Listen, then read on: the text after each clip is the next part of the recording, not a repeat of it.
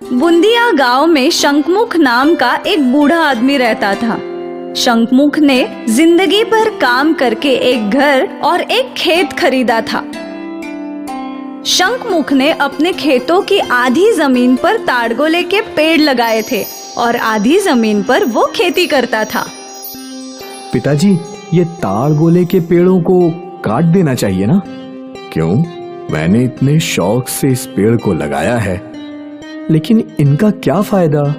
साल में बस 2 महीना ये फल देते हैं, बाकी महीने बेवजह ये हमारी जमीन पर जगह खाते हैं।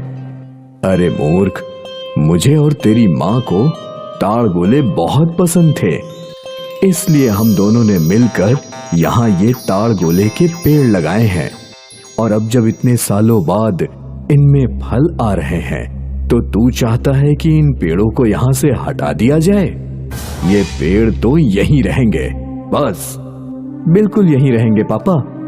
सुमित को ताड़गोले के पेड़ों से कोई परेशानी नहीं थी, पर अमित को लग रहा था कि वो पेड़ बेवजह जगह खा रहे हैं। खैर, वक्त बीता, वो पेड़ वही रहे। शंखमुख और उसके दोनों बेटे मिलकर खेती करते थे। सब कुछ ठीक था। फिर एकाएक शंखमुख की तबीयत खराब रहने लगी। उसने अपने दोनों बेटों को बुलाया। मैं नहीं चाहता कि तुम दोनों में कभी कोई अनबन हो, इसलिए मेरे जिंदा रहते मैं चाहता हूं कि बंटवारा हो जाए। पिताजी, अभी इन चीजों की कोई जरूरत नहीं है। आप निश्चिंत रहिए, आपके जाने के बाद भी हम लोग घर और खेत के लिए नहीं झगड़ेंगे। भैया जो भी मुझे देंगे मुझे मंजूर होगा, और मुझे यकीन है कि वो मेरे साथ कभी कोई नाइंसाफी नहीं करेंगे। अच्छा है, मैं खुश हूं कि तुम दोनों को एक दूसरे पर विश्वास है, वरना आजकल के बच्चे वो तो सारी जमीन जायदाद अकेले हड़पना चाहते हैं। खुश रहो, तुम दोनों हमेशा खुश रहो।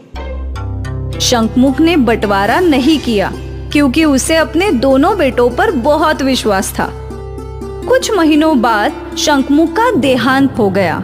अमित, सुमित और उनकी पत्नियां फूट फूट कर रोई।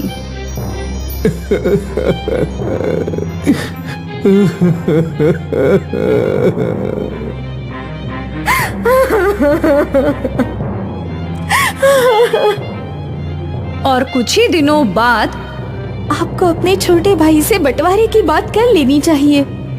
मैं भी वही सोच रहा था। बंटवारा करके जो ताड़गोले के पेड़ हमारे हिस्से में आए हैं, उन्हें निकालकर वहां भी खेती करेंगे।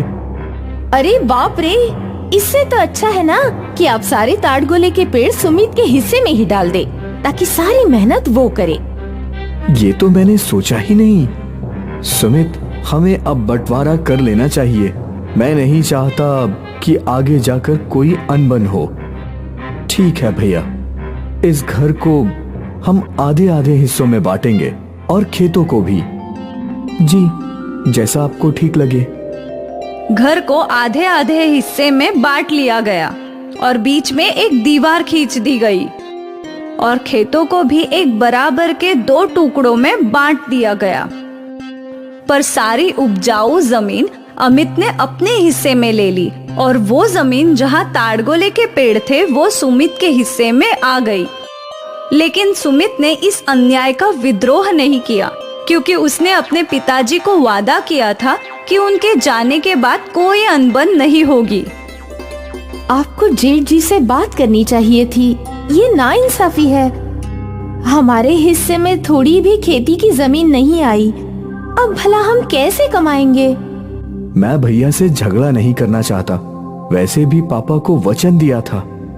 तो आप उन ताड़गोले के पेड़ों को कटवा दीजिए। मैं ये भी नहीं कर सकता। पर क्यों? क्योंकि वो ताड़गोले के पेड़ मेरे माँ पापा को बहुत पसंद हैं, और वो उन दोनों की याद है। तो अब हमारा घर कैसे चलेगा? अब तो एक ही रास्ता है कि हम ताड़गोले बेचें। पर ताड़गोले तो बस 2 ही महीने आते हैं, बाकी समय हम क्या करेंगे? देखते हैं, कुछ ना कुछ हो जाएगा। अगले दिन सुमित अपने खेत गया और वहाँ ताजे ताजे ताड़गोले टंगे थे। वाह, अब इन्हें तोड़कर बेचना चाहिए। और सुमित ताड़गोले के पेड़ पर चढ़ गया। उसने एक एक करके सारे ताड़गोले तोड़ दिए। वाह, इस बार तो बहुत सारे ताड़गोले निकले हैं। इन सब के तो मुझे अच्छे खासे पैसे मिल जाएंगे। सुमित ने व्यापारी को फोन लगाया और कुछ ही देर में व्यापारी उसके खेत आया। वाह वाह, इस बार तो ताड़गोले की फसल अच्छी हुई है। हाँ भैया, इन सब का 10,000 दे सकता हूँ। ठीक है। सुमित ने पैसे ले लिए और व्यापारी ताड़गोले लेकर चला गया। इस बार तो अच्छी कमाई हुई है। न जाने अगली बार कब ताड़गोले उगेंगे। सुमित घर लौटा और उसने वो पैसे शोभा के हाथ में रख दिए। इन पैसों से 2-3 महीने का राशन खरीद लो। आज ताड़गोले की फसल बेची है, न जाने अगली फसल कब उगेगी। ठीक है जी। अगली सुबह जब सुमित वापस अपने खेत गया तो वो हैरान था। कल ही तो मैंने सारे ताड़गोले तोड़े थे। एक रात में इतने सारे ताड़गोले कहाँ से उग गए? ये तो चमत्कार है। और फिर सुमित फिर से ताड़गोले के पेड़ पर चढ़ा ताड़गोले काटने के लिए। एक एक करके उसने सारे पेड़ों से ताड़गोले काट लिए। हे भगवान, आपका लाख लाख शुक्रिया। इस बार भी सुमित ने व्यापारी को कॉल किया। व्यापारी आया और वो फसल देखकर हैरान था। उसने सुमित को पैसे दे दिए और सारे फसल ले गया। सुमित खुशी खुशी घर लौटा। शोभा, शोभा, क्या बात है? ये लो आज की फसल के पैसे। लेकिन कल ही तो फसल बेची थी ना। हाँ, पर पता नहीं क्या चमत्कार हुआ। आज फिर से हर पेड़ में ताड़गोले लटके थे। जरूरी आपके माँ पिताजी का आशीर्वाद है। हाँ, वरना ऐसा जादू असंभव है। भैया ने भले ही हमारे साथ नाइंसाफी की, पर माँ पिताजी हमेशा हमारा साथ देंगे। जी बिल्कुल। अगले दिन भी वही हाल था। सारे पेड़ों पर ताड़गोले थे। सुमित ने सारे ताड़गोले काटे और व्यापारी को बेचकर पैसे कमा लिए। और ये सारी चीजें अमित देख रहा था। सुमित, ये सब क्या है? तू रोज रोज ताड़गोले कैसे बेच सकता है? क्योंकि ये ताड़गोले के पेड़ जादुई हैं। मैं रोज ताड़गोले तोड़ता हूँ और रोज बेचता हूँ। अगले दिन सारे ताड़गोले वापस आ जाते हैं। भैया, आपको ये ताड़गोले के पेड़ पसंद नहीं थे ना, इसलिए आपने इन्हें मेरे हिस्से में डाल दिए। पर शायद माँ पिताजी को आपका फैसला मंजूर नहीं था, इसीलिए मेरे हिस्से में जादुई ताड़गोले के पेड़ आ गए। ये सुनकर अमित को अपने निर्णय पर बहुत अफसोस हो रहा था। अगर वो अच्छे से बंटवारा करता तो शायद कुछ जादुई ताड़गोले के पेड़ उसके हिस्से में आ जाते। पर उसने अपना स्वार्थ देखा और उसका नुकसान हो गया।